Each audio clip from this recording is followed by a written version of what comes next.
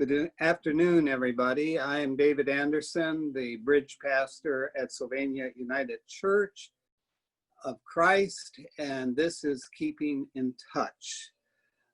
This morning or this afternoon, we just have a few items, but one of them that I want to go over with you and spend a little time on are the recent worship decisions that have been made at the church. And if following my explanation, you have any questions or comments, please feel free to email me or call me. But anyways, a few weeks ago, the COVID committee of the church sent out a questionnaire to the congregation asking when and under what conditions they would be ready to return to worship. In that survey, about a quarter of the people said that they were ready right away to return to worship. So we devised a plan where we might be able to fulfill that part of our ministry, and decided that we would open the church for worship with a limit of 30 people, practicing social distancing, wearing a mask, and the sanitizing the areas that were touched. And the opening date for that worship was to be August 2nd. We also then added a parking lot service that would take place July 19th, this past Sunday. In the parking lot service, we would request that people stay in the parking lot, and Sally and myself would be outside in the entryway, and we would conduct the worship service. At the same time that all this preparation is being made, the state of Ohio came up with a new rating system that went from 1 to 4. Each level representing a more severe case of what was happening with us regarding the COVID-19 virus.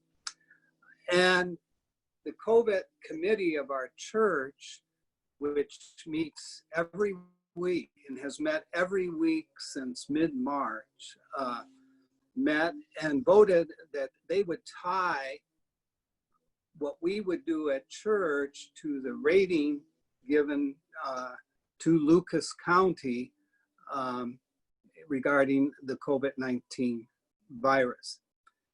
That decision was made thinking that it would take some of the subjectiveness out of it, and that would be more of an objective way of looking where the ratings were and determining what programs we could do within that rating.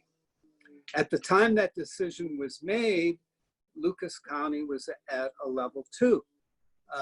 So we continued to proceed to plan the outdoor worship and the worship service on August 2nd.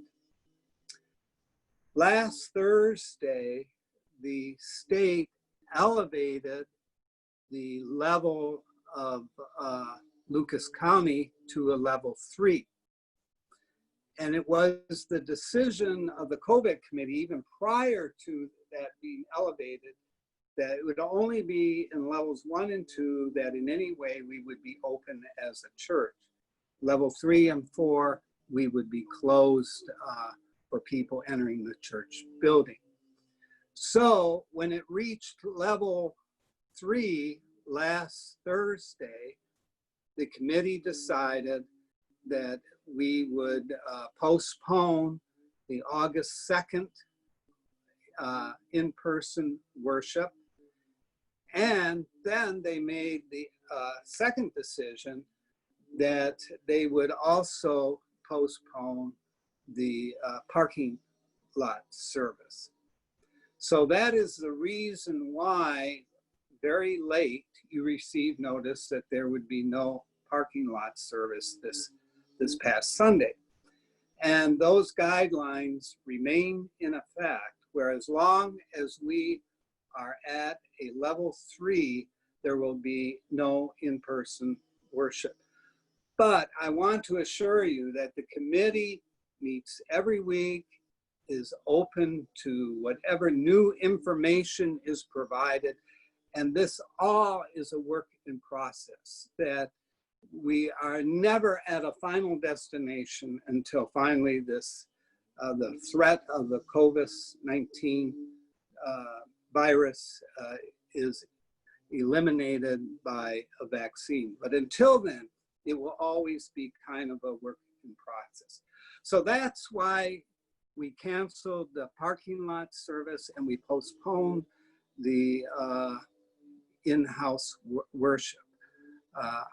Serving on that committee with me is Mary Meadows and Elaine Jansen. And I wonder if either of them had anything they might want to add to that. You're fine? Okay, they've given me the thumbs up. So, but please feel free to call me or to talk to members of the committee if you have any questions. This, like I say, is a work in process, and we want you to be well informed of why the decisions are being made that are being made, and what we're doing to protect you as much as possible. And the only other thing that I might add that makes this so serious is that our governor yesterday was on the news, and he said that our state right now is at a place where Texas was just 2 or 3 weeks ago, and that the decisions we make now are very, very important, and what we decide to do are very, very important. So with all that information is why we made the decisions we did. So thank you for that. Now, Kristen, one of the ways we realize that people are not able to remain in touch the way they would. I miss it personally, not being able to see people. But one of the ways we have with modern technology is our Zoom opportunities. And Kristen is going to talk about those opportunities which make it possible for you to see one another on the screen and to converse with them. So Kristen, if you would bring us up to date of what opportunities we have for Zoom fellowship. Hi, everybody. So we have lots of opportunities that we can gather via Zoom. Sunday mornings at 9:30, we do our Zoom coffee talk. It's a 25-minute informal time of conversation. Kelly Michael, chair of fellowship, co-chair of fellowship with Barbara Stender, has been heading that up. She puts us into smaller groups where we talk. Then there's a warning time that we're all coming back together in one large group. And then we conclude in order to log out of Zoom and log into YouTube for the worship service. So we encourage you to check your email. That link comes on Saturday at noon. And anybody is welcome to join us. We'd love to see your faces. Other opportunities on Zoom include Pub Theology, which is meeting this evening at 6. There is a group that formed out of the women's retreat that meets monthly, I think. Sheila Right. Banerjee is the person heading that up, so please be in contact with her. Also, David is leading a class on white fragility, and that is meeting weekly during July. So be in touch either with Joyce or with David for the contact information on that. And I know that other small groups are meeting as well. Choir is meeting on Wednesdays. There are other small groups that came out of our Lenten gatherings that are meeting. So if you would like to be a part of a small group, whatever would be most comfortable for you, whether it's informal coffee or personalized, Lenten gathering, please be in touch. We will get you plugged in. And then switching over to an outreach opportunity, Grace Community Center is having 2 work days next week, Friday, July 31st, Saturday, August 1st, Friday afternoon, Saturday all day. Chris Durand is the contact person for that. Most of the activities are outside. They ask that you bring masks, gloves, and gardening tools. They'll be harvesting vegetables, building a wash station for those vegetables, installing a new flower bed, cleaning up existing flower beds. So if you'd like to volunteer your time, Grace Community Center would be very appreciative. So please be in contact with Chris Durand. Again, that's Friday, July 31st and Saturday, August 1st. And then we are saying goodbye. Oh, I'm sorry, David. No, go ahead. Go ahead. Go ahead. We are going to be saying goodbye to Elaine Jansen, our acting coordinator of children's ministries, who we will miss very much. She's been such an active part of our congregation for a long time, leading adult faith formation, being a part of diaconate, serving on the search committee, and active with children's ministries. And I've probably even left out some of her other involvement. So we're really going to miss her. And this past Sunday, the children put together some of their words of thanks, so in a video form. So we are going to watch that, and then we'll come back to you to say goodbye.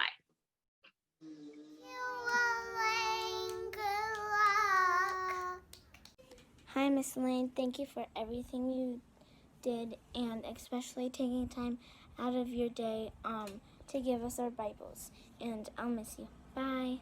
Have fun at your new job. Hi, Miss Elaine. This is Keegan. Thank you for all you did for us, especially taking your time off from work to give us our Bibles and setting up our church and Pole Bear Bath and all that stuff. And it's very nice of you. I miss you. And bye bye. Hi, Miss Elaine. Thank you for taking your time off to set stuff up. And have a good time at Nashville. Here comes Guinness. Eat this. Also, I love that you teach us, and here comes Sam. What do you say? Thank you. Thank you for everything. We love you, Miss Elaine. Please. You say thank you, Miss Elaine. Thank you, Miss Elaine. I miss you. I'll miss you. Good luck. And smile. Hi, Miss Elaine. This is a picture I made for you because I'm gonna miss you. This is on Palm Sunday. That was a great day. Bye. I miss you. Hi, Miss Elaine. We just wanted to say how much we appreciate all the fun things you planned for us. And we're really gonna miss you. My favorite thing you planned for us was the Christmas play. My favorite thing you planned for us was the children's message. My favorite thing you planned for us was the children's worship. Good luck.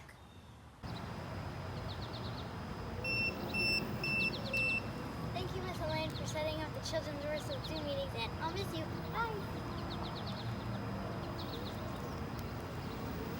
Thank you, Miss Elaine. Hi, Miss Elaine. Thank you very much for what you've done for the church and for the kids. And we hope you have a wonderful time at your new job in Nashville. And we will miss you very much. Well, I appreciate the children offering up their goodbyes to Elaine. They did it so beautifully. And they certainly express how we're all going to feel missing Elaine. And Elaine, we truly thank you for all the different avenues of ministry that you have provided at Sylvania UCC while you've been here. And Kristen didn't mention, but the most important one for me has been your willingness to help with Zoom and help me with Zoom, and to only be a phone call away. And I have really, really appreciated it. Thank you. And we wish you all the best of everything as you take up residence in Nashville, Tennessee. Thank you. Thanks, David and Kristen and everyone who helped put the videos together. I was really overwhelmed and really appreciate it, and we'll miss all of you when I leave. Thanks. Thank you. Well, I think that's it for this week. We thank you for listening. Is there anything anybody else has that they'd like to share? Yeah, I'd just say that if you enjoyed seeing the kids on the video this week, the confirmands are going to help lead the service by video, reading different parables this Sunday. So more chances to involve others and see other members of our congregation. Good. Thank you. So you get to hear the confirmation. Also, you will get to hear Mary Meadows present the sermon. So we are all looking forward to that. And we thank you for joining us today, and we will see you on Sunday. Bye.